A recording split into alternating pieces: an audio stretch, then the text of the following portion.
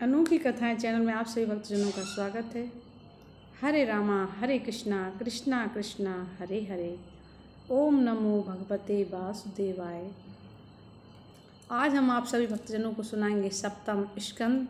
इसमें जितनी भी कथा आएंगी वो सभी सुनाएंगे। जय विजय के 3 जन्म की कथा।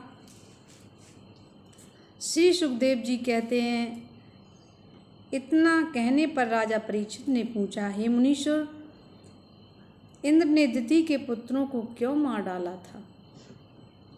हे राजन, चेदि नरेश शिशुपाल अधर्मी था और श्री कृष्ण से शत्रुता रखता था। राजसूरी यज्ञ में उसने श्री कृष्ण जी को हजारों गालियां दी थी, फिर भी कृष्ण जी ने उसे बैकुंठ भेज दिया था, जो बड़े बड़े मुनियों के लिए भी दुर्लभ है।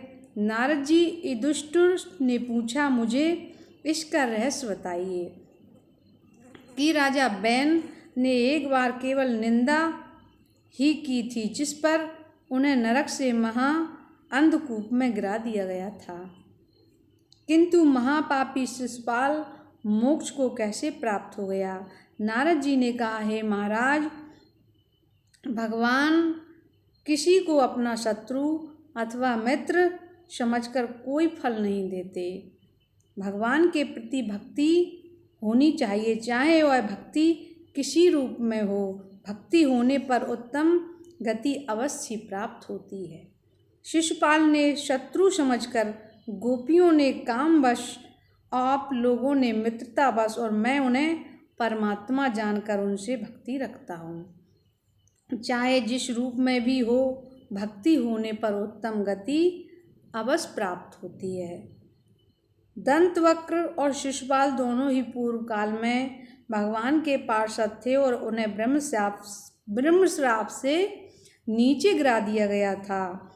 तब नारद जी के ऐसा कहने पर युधिष्ठिर ने पूछा, यह तो विचित्र वार्ता है। भगवान की निंदा करने से ब्राह्मणों द्वारा राजा बैन नरक में फेंक दिया गया। पापी दमघोष सुत शिशुपाल और दुर्बुद्धि दंतवक्र ने तो बचपन में जब हम लोगों का साथ प्रारंभ किया, तब से अंत तक उसने भगवान से शत्रुता की ही और उन्हें गाली दिया करते थे, तो भी इनकी जिह्वा को ना कुछ ही हुआ और ना ये भयंकर नरक में गिरे, किंतु सबके देखते देखते ही किस प्रकार विलीन हो गए।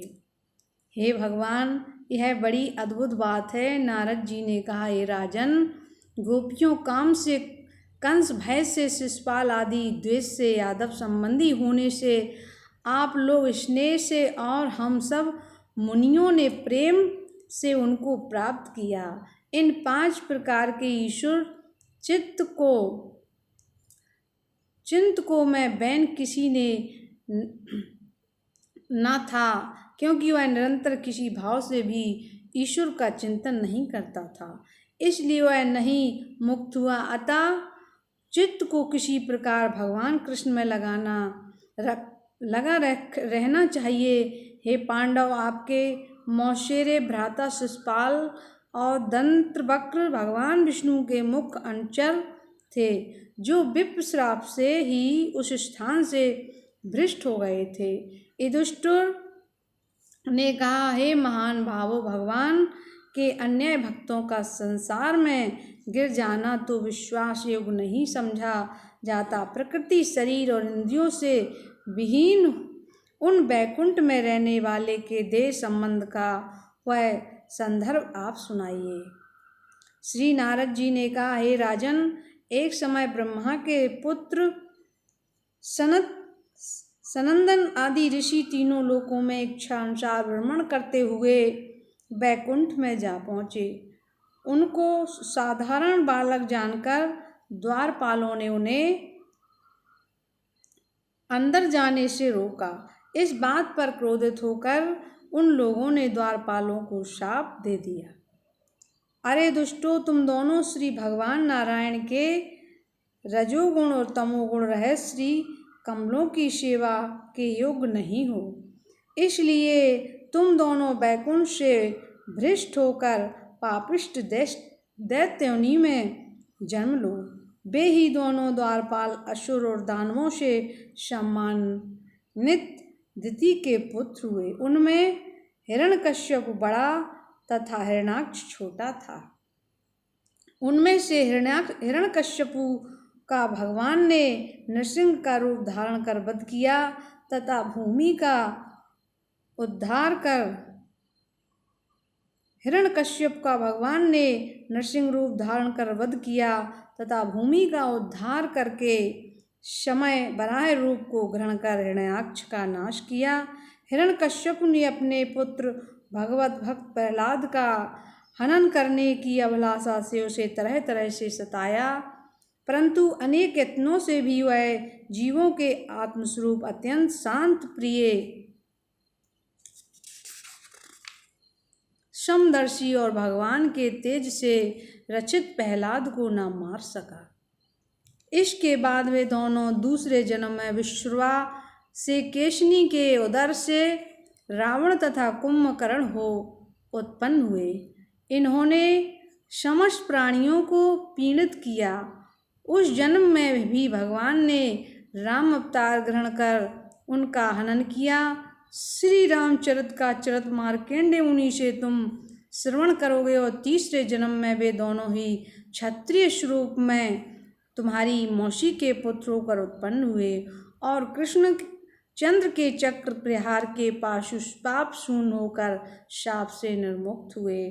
हे विष्णु, पार्षद चिरदेश के निमित्त बहुत ध्यान से निरंतर विष्णु के समान रूप को प्राप्त कर पुनः उन्हीं के पास चले गए। हिरण्याक्ष के वध पर हिरण्यकश्यपु का उपदेश। महाराज युधिष्ठिर ने पूछा, हे नारद, दैत्य का पुत्र होने पर प्रहलाद भी इतनी प्रगाढ़ भक्ति से किस संस्कार से उत्पन्न हो गई? नारद जी बोले, हे राजन, जब विष्णु भगवान ने वराह रूप धारण कर हिरण्याक्ष को मार डाला तो उसके भाई हिरण्यकश्यपु ने दैत्यों को बुलाकर कहा, हे दैत्यों, देवताओं में मेरे शत्रु हैं। उन दुष्टों ने मेरे भाई हिरण्याक्ष को मरवा डाला और विष्णु का मैं क्या कहूँ, वह क्षुद्र तो देवताओं द्वारा थोड़ी सी सेवा पाकर उनका पक्षपाती बन गया है। अब मैं यह निश्चय करता हूँ कि जब तक विष्णु का अपने शूल से गला काटकर उसके गरम गरम रक्त से भाई हिरण्याक्ष का तर्पण न करूँगा तब तक मुझे शांति नहीं मिलेगी। यह सब सुनकर दैत्यों के प्रधानों ने मैं ध्रुम, दुमूर्धन, अक्ष, शंबर, पानाभय, हयग्रीव, नमुच्ची, पाक, इलवल, विग्रचित और शकुनि आदि वीरों ने कहा, ठीक है, ठीक है, हम लोग जाते हैं और ऐसा ही करेंगे। ऐसा कहकर वे भयंकर दैत्य विष्णु भक्तों का नाश करने लगे, जिससे देवताओं तक में हाहाकार मच गया। हिरण्याक्ष के कई पुत्र थे, जिनके नाम ये हैं, शकुनि, शंबर, धृष्टभूत, संतापक, वृक, कालनाभ, महानाभ, हरिश्वाक्षु और उत्कच। ये सब अपने पिता के लिए बड़े शोकयुक्त थे। हिरण्याक्ष की स्त्री रूषा, भानु और माता दिति के शोक का अंत न था। हिरण्यकश्यपु ने इन सबको समझाया और कहा, शरीर नश्वर है, सबको अपने अपने कर्मों के अनुसार फल मिलता है। आत्मा अजर अमर है और जरा मरण से रहित है। अविद्या के आवरण से ही वह अनेक प्रकार के देह तथा सुख दुख को बनाता है, जो मन का एक भ्रम मात्र है। अंत में शरीर आदि कोई नहीं है। मेरा तेरा क्या विचार? यह सब एक विपरीत ज्ञान है जो जीव को अनेक योनियों में डालता है। इस पर एक कथा है। उसी नरदेश में श्वेग नाम का एक राजा था, जो एक युद्ध में अपने शत्रुओं द्वारा घेर कर मारा डाला गया था। उसका सारा परिवार छाती पीट पीट कर शोक करने लगा, और जब लोग उसका शव उठाकर जलाने को ले चले तो रानियों ने उन्हें रोक दिया। इतने में सूर्यास्त हो गया। तब रात्रि में एक बालक का भेष धारण कर वहाँ यमराज आए और उन्होंने सबसे कहा कि तुम लोग व्यर्थ ही शोक करते हो। बड़े आश्चर्य की बात है कि मुझसे अधिक आयु वाले तुम लोग इतने मोहित हो रहे हो। सोचना चाहिए कि जिस प्रभु ने गर्भ में रक्षा की है, यहाँ भी वही हमारी रक्षा करेगा। जब जो रक्षक है, यदि वही भक्षक हो जाए तो उसकी क्या चिंता करना। जब ईश्वर रक्षा करता है तब उसे कोई मार नहीं सकता, और जिसे वह मारना चाहता है उसे महल बंद रहने पर भी कोई बचा नहीं सकता। शरीर में प्राण ही मुख्य हैं और वही सबका दृष्टा आत्मा है जिसे कोई देख नहीं सकता। वह आत्मा सोचने योग्य नहीं है क्योंकि वह नित्य और शरीर अनित्य है। आत्मा नित्य है, इससे यह सर्वदा रहेगा। तुम्हारा शोक करना वृथा है। जब इस प्रकार उस बालक ने यह कहकर सबको समझाया तो उन्होंने स्वयं का यथोचित मृतक कर्म किया और चिंता रहित हो गए। हिरण्यकश्यपु का तप और ब्रह्मा जी से वर मांगना। हिरण्यकश्यपु ने यह चाहा कि मैं अजर अमर होकर त्रिलोकी में राज्य करूं। यह सोचकर मंदराचल पर्वत पर जाकर वह कठिन तप करने लगा। वहाँ वह अपने दोनों हाथ ऊपर की ओर उठाए हुए आकाश की ओर देखता तथा केवल पैर के अंगूठे के बल से पृथ्वी पर खड़ा रहा। बहुत दिनों तक तप करता रहा। उसके घोर तप से देवता भागकर ब्रह्मा जी की शरण में गए। वे भृगु तथा दक्ष इत्यादियों के सहित हिरण्यकश्यपु के स्थान पर आए। ब्रह्मा जी बोले, हे कश्यप पुत्र, उठो, तुम्हारा कल्याण हो। तुम्हारा तप सिद्ध हो गया। ऐसा कौन है जो बिना जल ग्रहण किए 100 वर्षों तक प्राण धारण किए रहे।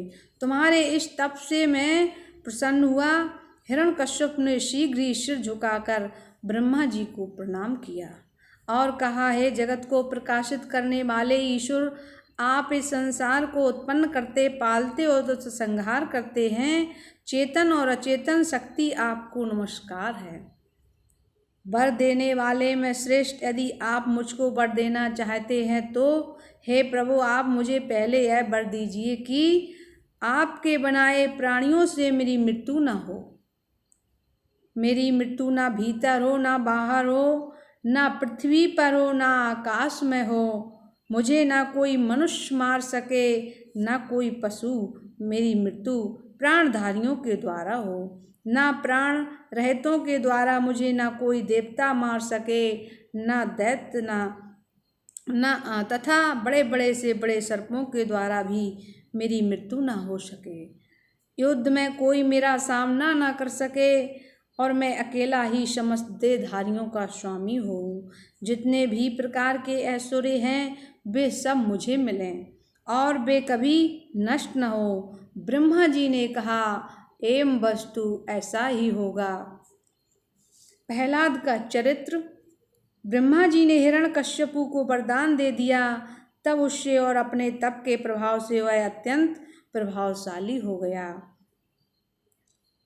उसने तीनों लोकों के देवता, असुर, राक्षस, गंधर्व, गरुण, नाग, सिद्ध, चारण, विद्याधर, ऋषि श्रेष्ठ, पितर, मनु, यक्ष, बड़े बड़े निशाचर, प्रेत, भूतगण और पृथ्वी मंडल के समस्त राजाओं को के साथ युद्ध कर सबको अपने वश में कर लिया।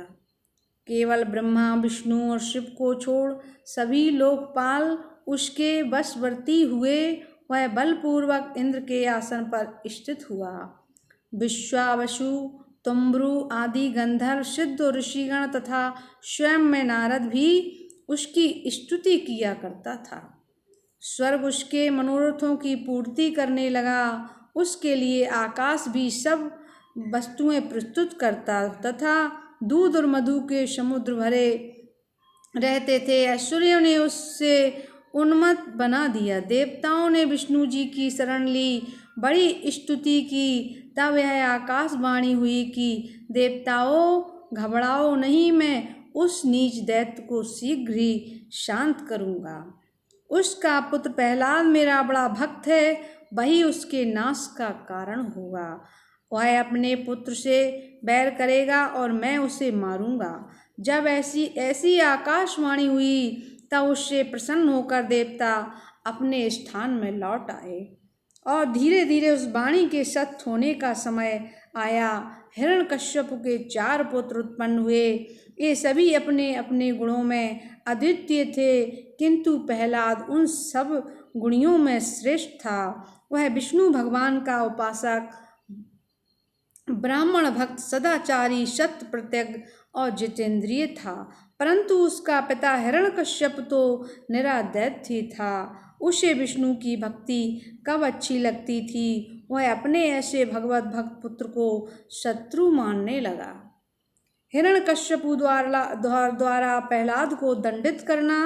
दैत्यों के पुरोहित शुक्राचार्य के 2 पुत्र थे, एक का नाम संड और दूसरे का नाम मर्क था।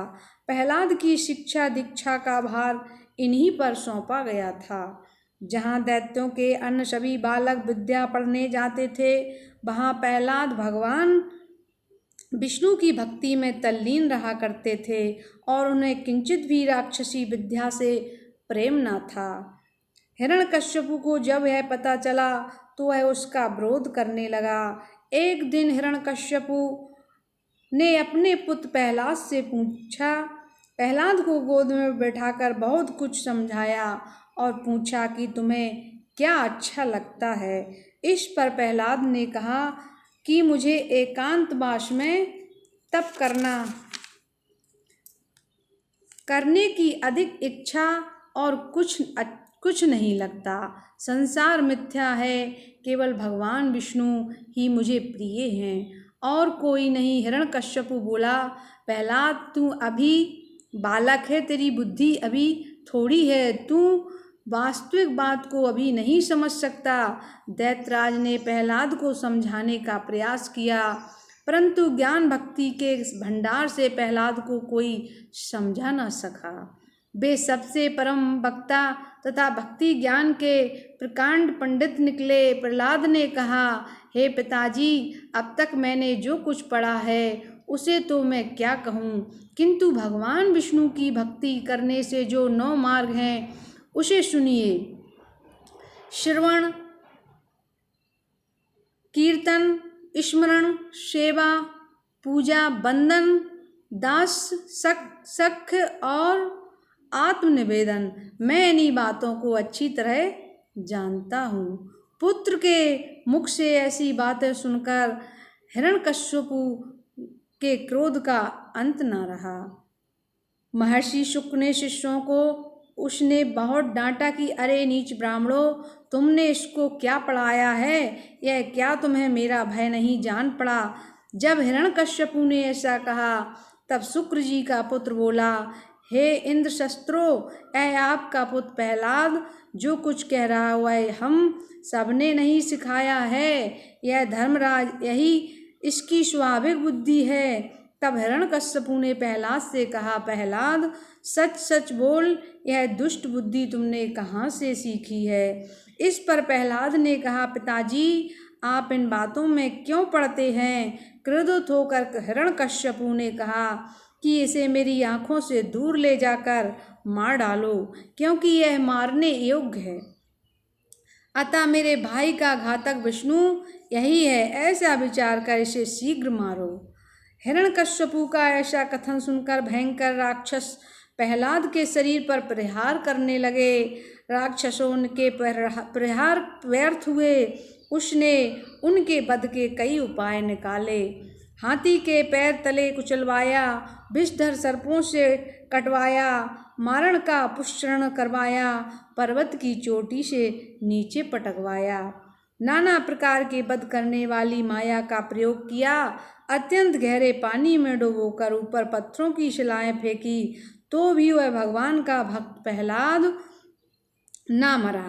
यह पुत्र बड़ा होने पर मुझसे शत्रुता भूलेगा नहीं, यह अमर है। तब उसे दुखी देख संडामर्क बोले, महाराज आप इस छोटी सी बात की क्या चिंता करते हैं? प्रहलाद अभी बालक है।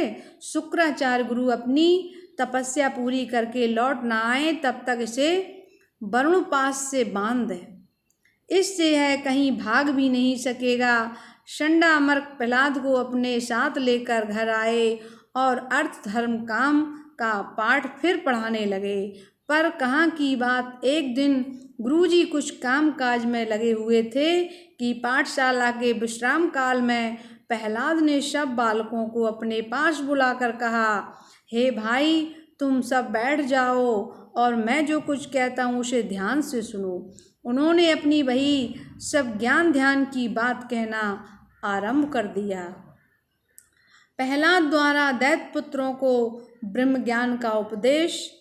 प्रहलाद ने कहा, हे भाइयों, बुद्धिमान को चाहिए कि वह बालकाल से ही भगवान की भक्ति करे। मनुष्य हो या राक्षस, ईश्वर ही सबका नियंत्रता है। शरीर के स्वस्थ रहते मोक्ष का यत्न कर लेना ही आवश्यक है, क्योंकि मनुष्य की कुल आयु 100 वर्ष की होती है। इतने समय में इंद्रियों पर पूरा अधिकार प्राप्त हो जाना चाहिए।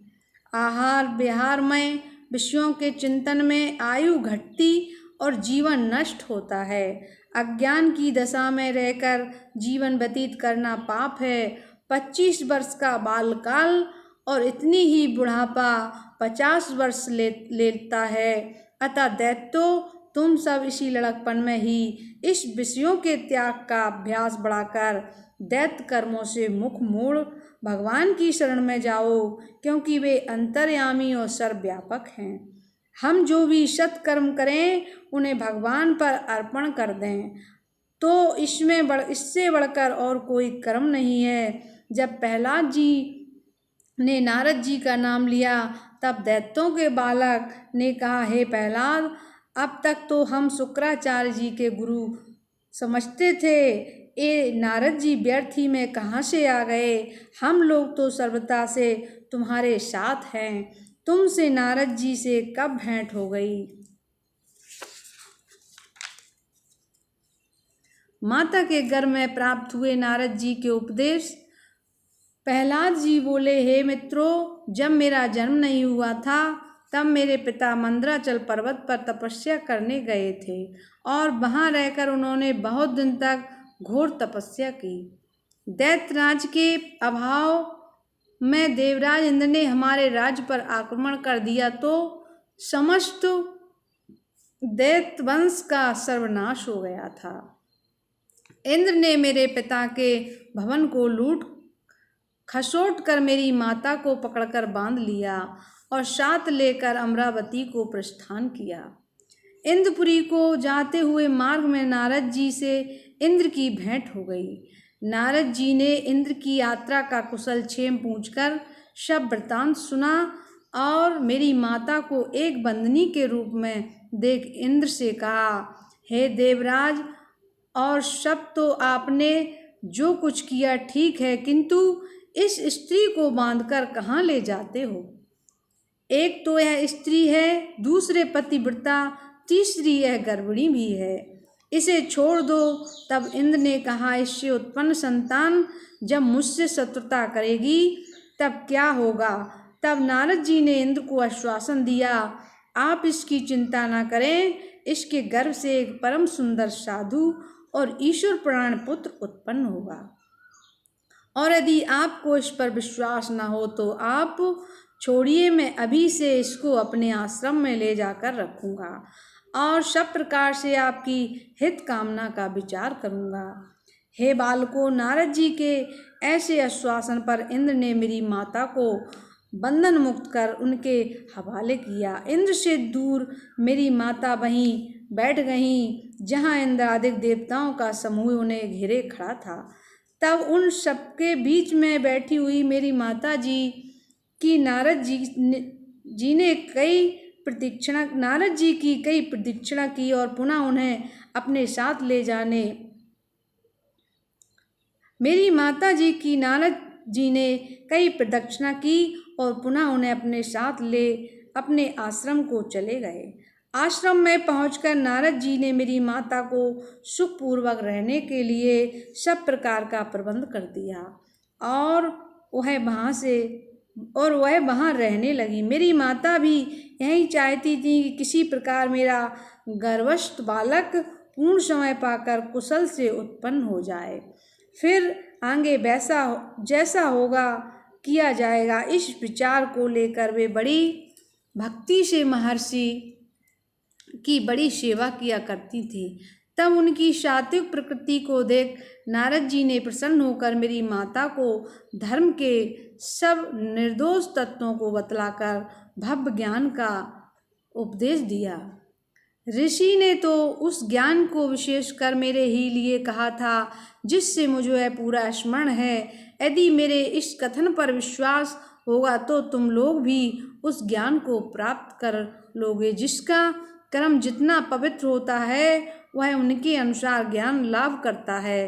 हे दैत्यो, इस प्रकार नारद जी मेरे गुरु हुए।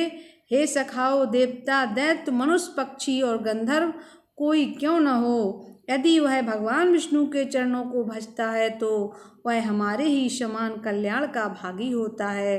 भक्ति से बढ़कर दूसरा कुछ नहीं है। विष्णु भगवान सब में विराजमान हैं। यदि संसार में सबसे अधिक कोई उपयोगी वस्तु है तो वह विष्णु जी की भक्ति है और सब में उन्हीं को देखना धर्म है।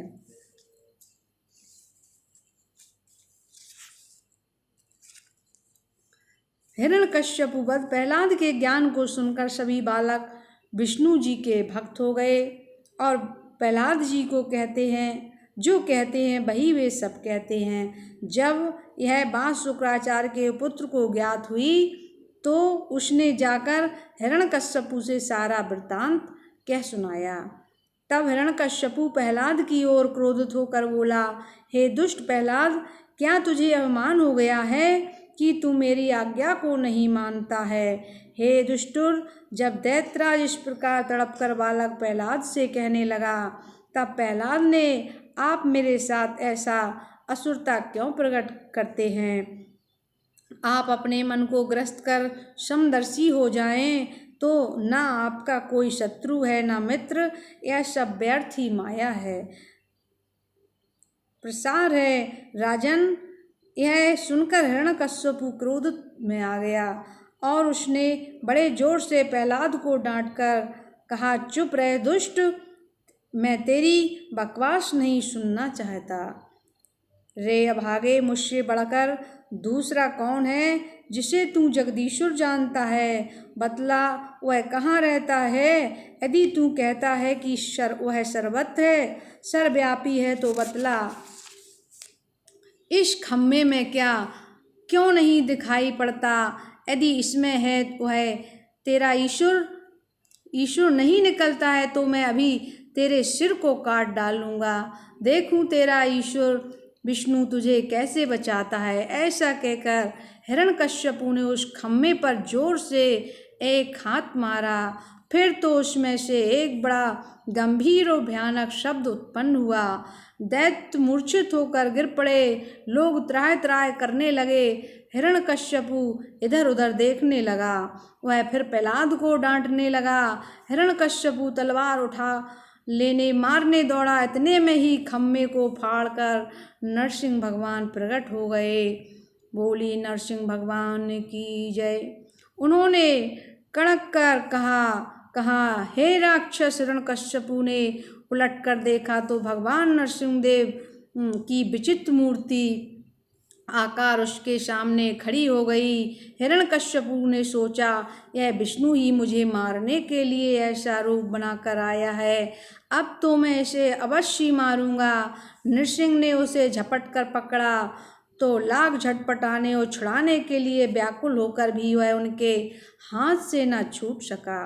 फिर तो उसे पकड़े हुए भगवान कूदकर उसके सिंहासन पर जा बैठे और उसे अपनी जंघों पर गिराकर अपने तीक्ष्ण नखों से ऐसे ही फाड़ डाला जैसे गरुड़ महाभिषधर सर्प को फाड़ डालते हैं। उस समय नरसिंह भगवान के नेत्र क्रोध से ऐसे भयंकर हो गए थे कि किसी को उनकी ओर देखने का साहस नहीं था। उसके मुख से रुधिर की बूंदें टपक रही थीं, उनके कंधों के बाल लाल हो गए थे, उनका अपूर्व तेज चारों ओर फैल गया था। जब यह समाचार देवलोक में पहुंचा तो देवता, गंधर्व, अप्सराएं आदि सब हर्ष से खिल उठे। फूलों की वर्षा होने लगी, देव विमानों में आकाश भर गया। वे प्रसन्न होकर नगाड़े और दुदुम्बियाँ बजाने लगे। भगवान का क्रोध अब तक शांत नहीं हुआ। बोलिए भक्तवत्सल भगवान की जय। सभी भक्तों को जय श्री राधे कृष्णा। आगे की कथा कल सुनाएंगे।